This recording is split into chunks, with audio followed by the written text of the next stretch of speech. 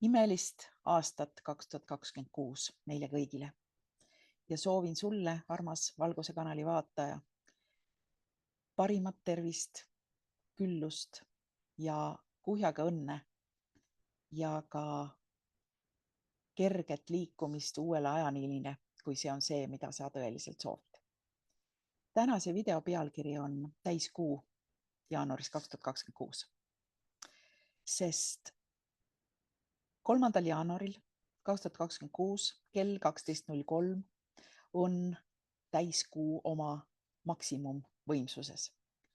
Ja see tähendab ka seda, et nii aasta alguses, ehk siis 2026. aasta alguses, see algus on mitmes mõttes väga ere ja julge, sest kuu on oma nii-öelda täisvõimsuses ja seda nimetatakse sel aastal, seda jaanuarikuud, hundikuuks. See on selle aasta esimene superkuu. Ja nagu ma ütlesin, see aasta algab eredalt, mitte ainult kuu pärast, vaid ka loomulikult Eestis sellepärast, et lõpuks tuli maha talv, valgus ja kuna päevad lähevad järjest pikemaks, siis see on suurepärane aeg. See aasta peaks olema täis vapustavaid sündmusi, nii taevaseid kui ka füüsilisi.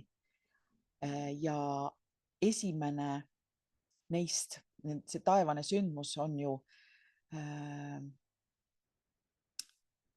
täiskuu, mis saabub see aasta võib-olla varem, kui juhuslik tähevaatleja või üldse vaatleja oskab arvata, vaid paar päeva ju pärast uut aastat, seda kalendri järgi ametlikku uut aastat.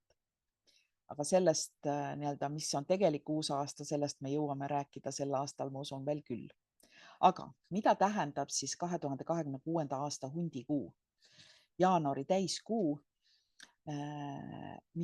mida seostatakse, just see nimetus hundikuu seostatakse vastupidavuse, jõu ja mõtisklusega.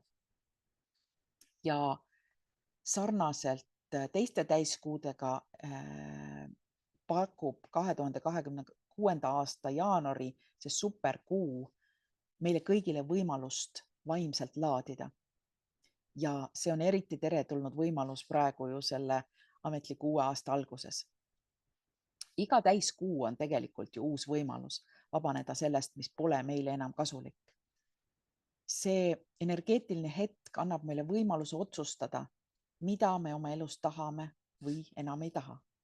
Ja selle erilise sündmuse maksimaalseks ärakasutamiseks on oluline kindlaks teha ju omaenda kavatsused ja need läbi erinevate rituaalide või selliste kaugtervenduste ellu viia.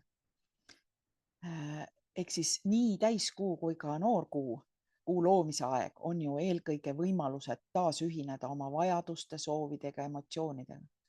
Ja oluline on neid läbi elada täie teadlikkusega, ehk olles samal ajal maandatud ja ühenduses praeguse hetkega.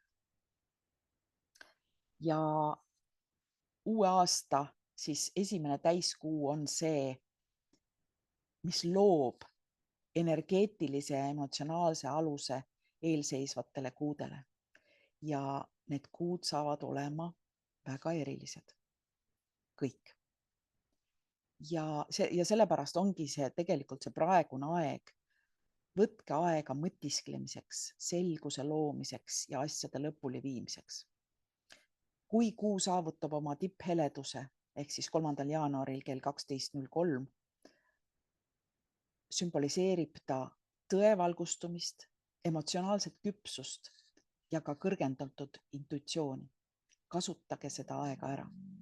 Paljud inimesed jälgivad sel päeval erinevaid vaimseid praktikaid, meditatsioone, võib-olla paastumist või palveid, et joondada ennast selle positiivse kuu energiaga. Ja mina kutsun kõiki samuti osalema täiskuu kaugteraapia seanssil, mis toimub igal täiskuul, aga eriti on oluline see selle aasta jaanuari täiskuu.